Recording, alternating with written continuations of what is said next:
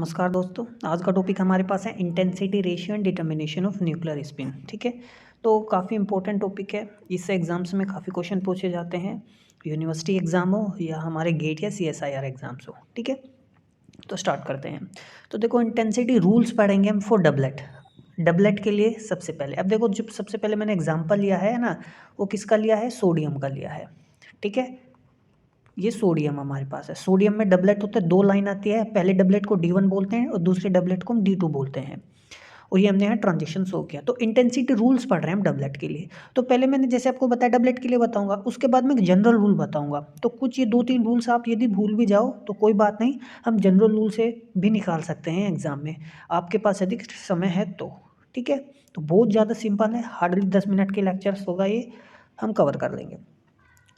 पहला रूल जो आपको ध्यान रखना है वो ये है कि the strongest line in any doublet, किसी भी डबलेट में जो स्ट्रोंगेस्ट लाइन होगी, जिसका इंटेंसिटी सबसे ज़्यादा होगा, वो अराइज होती है जब एल और जे चेंज होते हैं सेम वे में।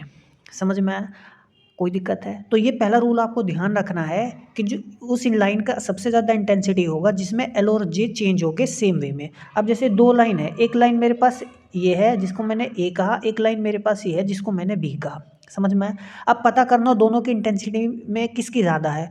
तो देखो, पहले एल देखो, पहले इस लाइन के लिए देखो, पी है, यानी पी और यहाँ क्या है? एस। तो एल कैसे चेंज हुआ? 1 से 0। तो 1 माइनस 0, समझ में आया मैं क्या कह रहा है? ये क्या है? 1 है, और ये एस का मतलब क्या है? 0 है ना। एल मैं देख रहा हूँ, तो वो कैसे चेंज हुआ? डेल एल मेरे पास डेल एल कितना आया? 1 आ गया।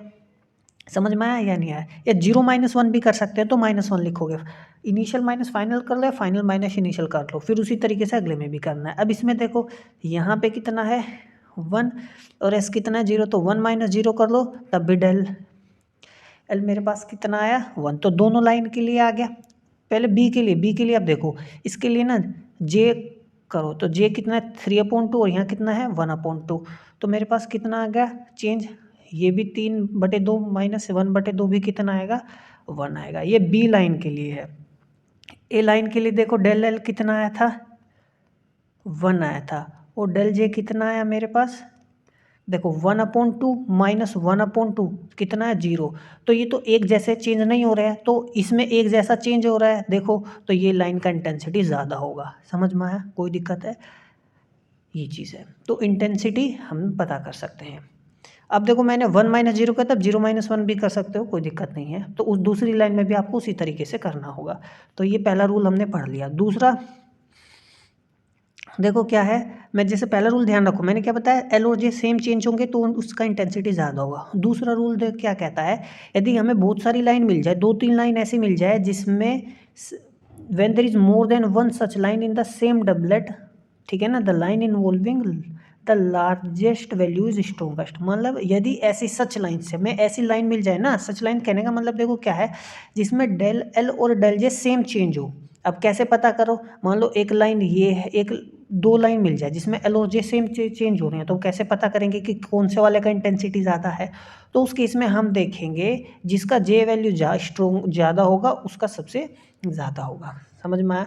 अब एग्जाम्पल के लिए देखो, हमने एक एग्जाम्पल लिया है, कोई डाउट है यहाँ तक? अब देखो, ये हमारे पास मान लो ये ए है, ये मान लो बी है, ये सी, कुछ भी नाम दे दो। तो इसमें अब यदि आप देखो, तो ये कितना है? डी एल कितना होता है?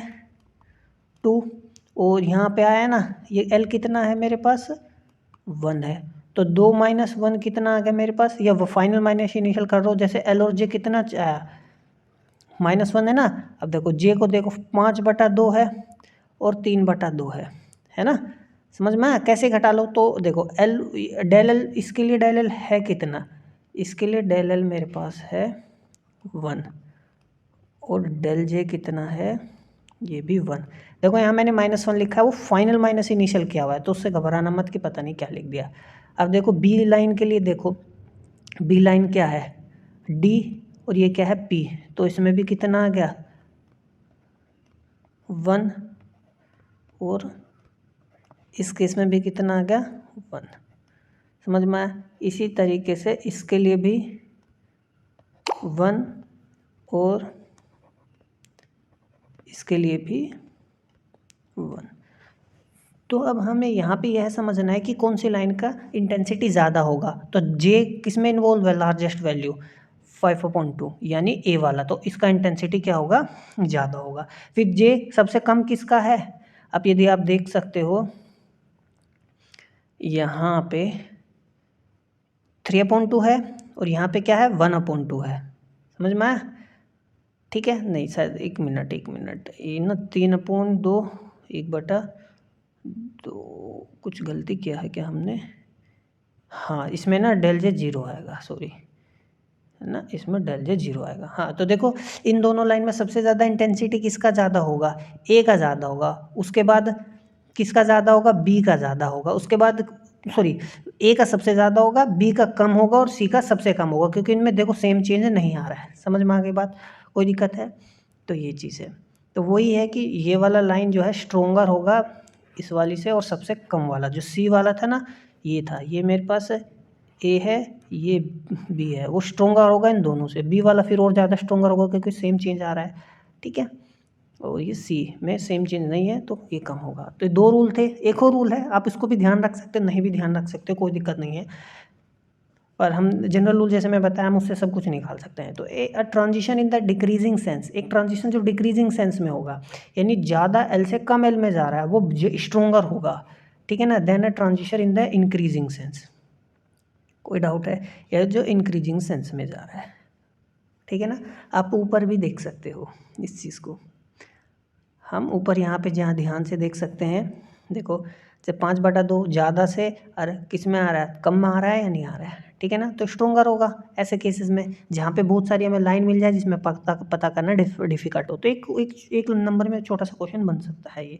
तो 3 रूल थे, आपको बेसिकली आपको 2 भी रूल, आप स्टार्टिंग के 2 रूल ध्यान रखिए, कोई दिक्कत नहीं है, थर्ड ध्यान रख सकते हो तब भी कोई दिक्कत नहीं है, ठीक है ना। अब हम जनरल रूल पढ़ेंगे जिसकी मदद से हम इंटेंसिटी भी हम न्यूक्लियर स्पिन भी निकाल सकते हैं, जिसको हम क्वांटिटेटिव रूल बोलते हैं फॉर रिलेटिव इंटेंसिटी, जिसको इंटेंसिटी सम रूल भी कहा जाता है, ठीक है ना। It applies not only to doublet, मात्र डबलेट के लिए ही अप्लाई नहीं होता, सभी मल्टीप्लेट्स के लिए अप्लाई होता है जनरली। कोई डाउट हो तो कमेंट में मुझे बताओ। रूल क्या कहता है, the sum of the intensities, ये इंपॉर्टेंट है, जो सम होता है ना इंटेंसिटीज़ का, ठीक है ना, जो भी लाइन्स हैं उनकी जो इंटेंसिटीज़ का सम होता है ना, ठीक है ना, the sum of the intensity of those lines of a multiplex which come from a common level, जो कॉमन लेवल से आ रही है या एंड हो रही हो कॉमन लेवल पर, वो क्या होती हैं, प्रोपोर्शनल होती हैं quantum weight to J+1 of that level. समझ में आया बात, ठीक है। हो सकता है ये स्टेटमेंट आपको समझ में ना आया हो, लेकिन एक एग्जाम्पल से स्टेटमेंट आपको समझ में आ जाएगा। हम एग्जाम्पल करते हैं। अब जैसे मैंने ये एक एग्जाम्पल लिया है, सोडियम वाला एग्जाम्पल है, देखो हमने इंटेंसिटी रेशियो भी निकाल लिया, ठीक है, कोई डाउट है? अब ये आया कैसे, अब ध्यान से देखना भाई, अब पता चल गया ना D2 की इंटेंसिटी किससे है, ज़्यादा है, D1 से। पहले हमने क्या था, क्वालिटेटिव डिस्कशन किया था जिसमें बताया था कि A का इंटेंसिटी कैसे ज़्यादा है B से, अब हम निकाल भी रहे हैं। अब ध्यान से देखो, अब आपको करना क्या है, उसने देखो क्या कहा, सम जो होगा ना इंटेंसिटीज ऑफ लाइन्स का, ठीक है ना, which come from a common level या end on a common level. तो अब दो में से कोई एक चीज़ पकड़ लो, चाहे तो आप कॉमन लेवल को लो या आप end on a common level लो, ठीक है ना। अब जैसे मेरे पास ये 2 इंटेंसिटीज़ हैं, ठीक है ना, अब common level which come from a common level, अब मैंने क्या किया, अब मैं देखना चाहता हूँ, जैसे ये ए वाली लाइन है मेरे पास, ठीक है, अब इस ए वाली लाइन आ कहाँ से रही है, ये इस वाली स्टेट से आ रही है, तो इसका क्वांटम वेट कितना होगा, 2J+1 होगा। समझ में आया? तो कहने का मतलब है इस वाली लाइन का जो इंटेंसिटी होगा उसको मैं क्या लिखूँगा, ये लिखूँगा, जो प्रोपोर्शनल होगा ना, ये क्या होगा, 2J+1, ठीक है। अब यहाँ पे देखो J का वैल्यू है कितना, किस लेवल से आ रही है, 3/2 लेवल से आ रही है, 3/2 लेवल से ये आ रही है, +1, है ना, ठीक है। इसी तरीके से बी भी किस लेवल से आ रही, देखो इस लेवल से मैंने ये वाला लेवल लिया है ना, इस लेवल से एक ही लाइन आ रही थी तो मैंने IA लिखा, यदि एक और लाइन आ रही होती, मान लो एक और लाइन आ रही है, एज्यूम कर लो जबकि नहीं आ रही है, तो उस केस में मैं यहाँ पे क्या कर दूंगा, प्लस कर दूंगा, ठीक है, क्योंकि क्या उसने क्या कहा, some of the intensities which come from a common level, यदि इस लेवल से 2 लाइन आ रही होती तो दोनों का इंटेंसिटी मान लो इसी होता, तो मैं क्या लिखता, IA + IC directly proportional to 2J+1, यही क्वांटम वेट होता है, ठीक है ना। इसी तरीके से, लेकिन नहीं है तो नहीं लिखा। अब देखो बी वाला इंटेंसिटी उसी तरीके से किस लेवल से आ रहा है, इस वाले लेवल से आ रहा है, ठीक है ना। तो उसका क्वांटम वेट कितना होगा, देखो जे का वैल्यू कितना है 1/2, तो हम 1/2 लिखेंगे। तो उसी तरीके से ये क्या लिखा हुआ है 2J+1 है, ये 2J+1 है। तो देखो 2 से 2 कट गया, 3 और 1 4 हो गया, 2 से 2 कट गया, 1 + 1 2 हो गया। तो मेरे पास ये सिंपली कितना रेशियो आ गया, ठीक है। कोई डाउट है? तो यदि देखो हमें रेशियो पता होता तो हम क्या निकाल सकते थे, क्वांटम वेट निकाल सकते थे आसानी से। कोई डाउट है यहाँ तक, समझ में आया? तो देखो ये IA और IB क्या है, इंटेंसिटी रेशियो है। क्या है ये, इंटेंसिटी रेशियो। तो यदि हमें इंटेंसिटी रेशियो पता है तो हम बहुत कुछ निकाल सकते हैं, ठीक है। दूसरा एग्जांपल जिससे आपको और ज़्यादा समझ में आएगा, आप ध्यान से देखिए। अब देखो, अब 3 लाइन्स है यहाँ पे, है ना। तो मैंने क्या किया, कॉमन, अब जैसे चाहे तो आप कॉमन लेवल से आ रही हो उनको ले लो, या कॉमन लेवल से जा रही हो उनको ले लो, ठीक है ना। अभी मान लो मैंने क्या किया, मैं एज्यूम कराता हूँ कि जो कॉमन लेवल पर एंड कर रही हो लाइन्स, क्या कर रही हो, एंड। तो कि 2 लाइन कहाँ पे एंड कर रही है, यहाँ पे कॉमन लेवल्स पर एंड कर रही है, इस लेवल पर क्या कर रही है, एंड, है ना। तो IA और IB का इंटेंसिटी को मैं क्या लिखूँगा, IA + IB, ठीक है ना।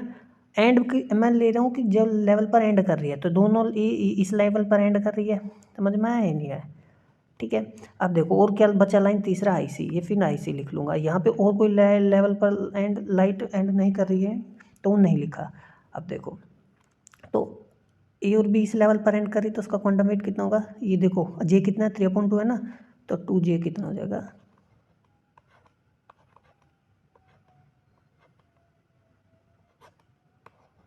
और IC इस लेवल पर एंड कर रहा है, तो ये 1/2 + 1, समझ में आया। इसको जब काटोगे तो ये 2:1 आएगा। देखो वही चीज़ है जो मैंने यहाँ, मैंने IC ऊपर लिया है, यहाँ नीचे लिया है, बात एक ही है। कोई डाउट है यहाँ तक? होपफुली डाउट नहीं होना चाहिए, ठीक है। आप आने का भी निकाल सकते थे, ऐसा नहीं है कि आप एज्यूम करो कि हम, अभी मान लो मैं क्या ले रहा हूँ, अब मैंने लेना है कि लाइट आ रही है, किस लेवल से आ रही है, अब दोनों लो। अब एंड वाला तो ले लिया, तो देखो अब कमिंग फ्रॉम, तो A और C ऐसे हैं जो सेम लेवल से आ रहा है, तो मैं क्या लिखूँगा, इंटेंसिटी ऑफ A, में I नहीं लिख रहा हूँ अभी, ठीक है ना, छोटा करके लिख रहा हूँ, A + C, A और C सेम लेवल से आ रहे हैं, तो उसका क्वांटम वेट कितना होगा,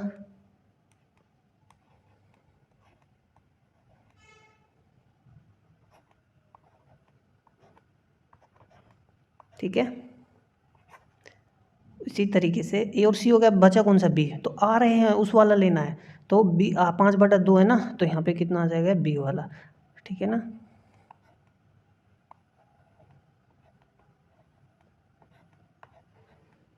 ये तो इस तरीके से हम निकाल सकते हैं। ये मेरे पास देखो 2:3 आ जाएगा, तो होपफुली कोई डाउट नहीं होना चाहिए, ठीक है। अब देखो ऐसे ही करना है। अब मैंने कॉमन लेवल से आने वाला लिया था, जाने वाला नहीं, एंड वाला नहीं लिया था। जैसे B एंड कहाँ हो रहा है, 3/2 से, इसलिए मैंने 3/2 नहीं लिखा। वो आ कहाँ से रहा था, 5/2 वाले से, तो ये चीज़ है। अब आपको अब देखो थोड़ा सा मैं आपको एक शॉर्ट में बता देता हूँ। देखो मैं I नहीं लिख रहा हूँ, ठीक है ना, बस एक को सिंप्लीफाई करना है बस मेरे को चीज़ों को। अब देखो A + B C कितना है, 2:1 है, और A + C + B कितना है, 2:3 है, ठीक है ना। मैं लिख देता हूँ, इसको दोबारा लिखता हूँ, A + C/B = 2:3। देखो A + B 2 unit, C 1 unit, A + C 2 unit, B 3 unit, है ना। और A + B + C करें तो इन दोनों को जोड़ो, 3 यूनिट, A + B + C यहाँ कितना, 5 यूनिट, तो ये तो गलत हो गया, सेम होना चाहिए। तो इसीलिए हम क्या करते हैं, जैसे यहाँ 2 + 1 कितना है, 3 है ना, तो यहाँ 3 की गुण मल्टीप्लाई करो ऊपर नीचे। यहाँ 2 और 3 5 था, तो यहाँ 5 की मल्टीप्लाई करो, तो 5 दूनी 10, ये 5, और ये 3 × 2 = 6, और ये कितना आ गया, 9, ठीक है ना। तो अब मैं आसानी से A रेशियो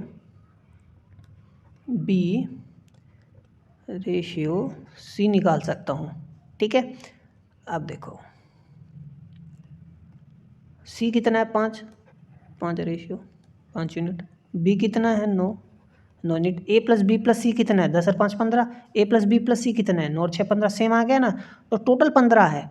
तो देखो B प्लस 9 और 5 14 तो हो ही गया यहाँ, और A 15 में से गया 14 गया, तो ये तीनों का हम रेशियो हम ऑलरेडी यहाँ निकाल चुके हैं। ठीक है, तो अगली ठीक है, तो ये हमने अभी जो इंटेंसिटी रेशियो निकाला है ना, ये हमने फाइन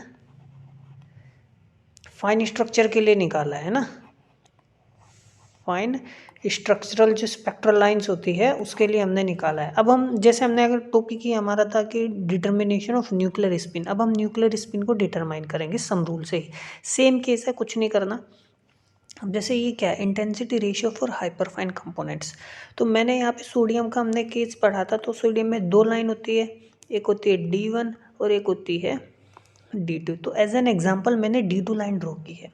ठीक है, हमने इंटेंसिटी रेशियो भी निकाला था D1 D2 का, हमने पाया था कि ये 2:1:2 में निकलता है ना।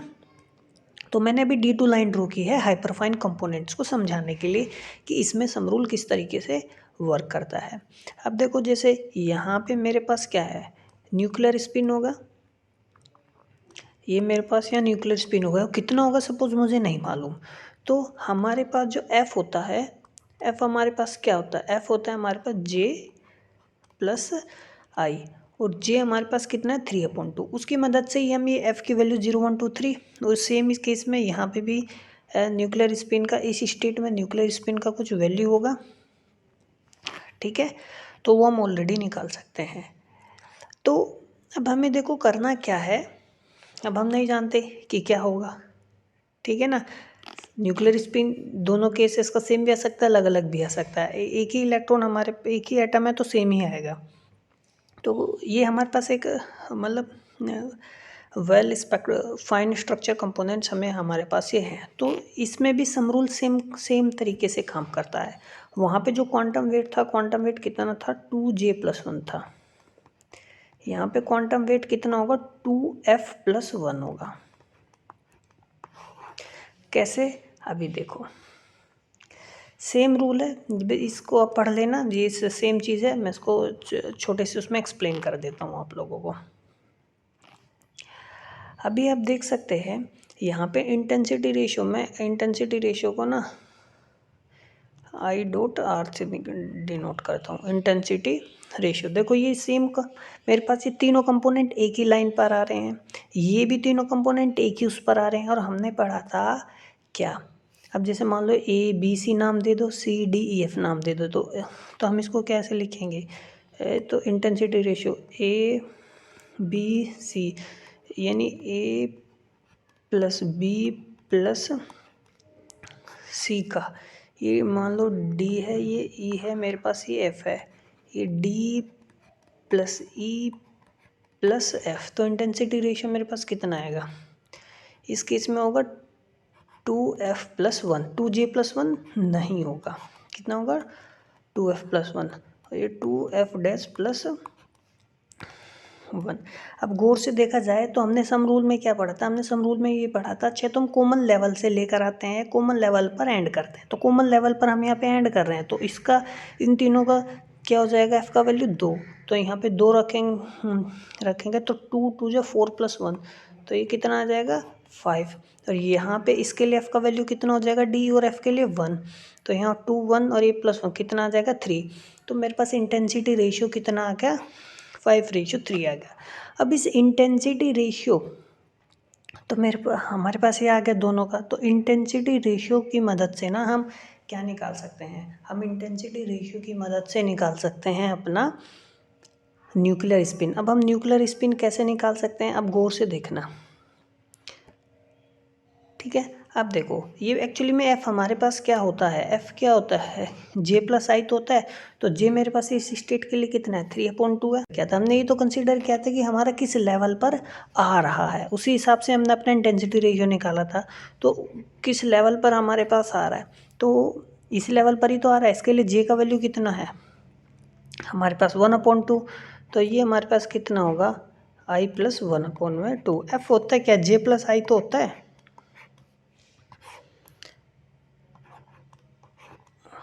ठीक है। यहाँ पे कितना होगा, माइनस हो जाएगा ये, ठीक है। तो जब हम इसको सोल्व करोगे तो हमारे पास कितना आएगा, I + 1/I। ये आ गया हमारे पास हमारा केस, ठीक है। तो ये D2 लाइन के लिए हम निकाल रहे हैं। अब देखो बहुत सिंपल है। अब एग्जाम में देखो क्या होगा, आपको इंटेंसिटी रेशियो देगा तो आपको न्यूक्लियर स्पिन निकालना है, ये न्यूक्लियर स्पिन है, ठीक है। आपको न्यूक्लियर स्पिन देगा तो आपको इंटेंसिटी रेशियो निकालना है। तो आप देख सकते हो जैसे इंटेंसिटी रेशियो हमारे पास कितना है, सेम आ गया। सेम किससे हमने वही किया है, तो 5:3 मैंने देखो आपको निकाल के दिखाया था, इसमें नहीं निकाला है हमने लेकिन निकाल के आपको दिखाया था। तो 5 रेशियो हमारा इंटेंसिटी रेशियो आया था, हमने 5 रेशियो रखा और आई का वैल्यू हम निकाल दिए यहाँ से। तो आई का वैल्यू कितना आया है हमारे पास 3.2। तो समझ में आया किस तरीके से इंटेंसिटी रेशियो से हम न्यूक्लियर स्पिन को डिटरमाइन कर सकते हैं, ठीक है। तो आज के लिए यहीं तक, अगले टॉपिक में मिलते हैं, तब तक के लिए ध्यान रखिए, नमस्कार।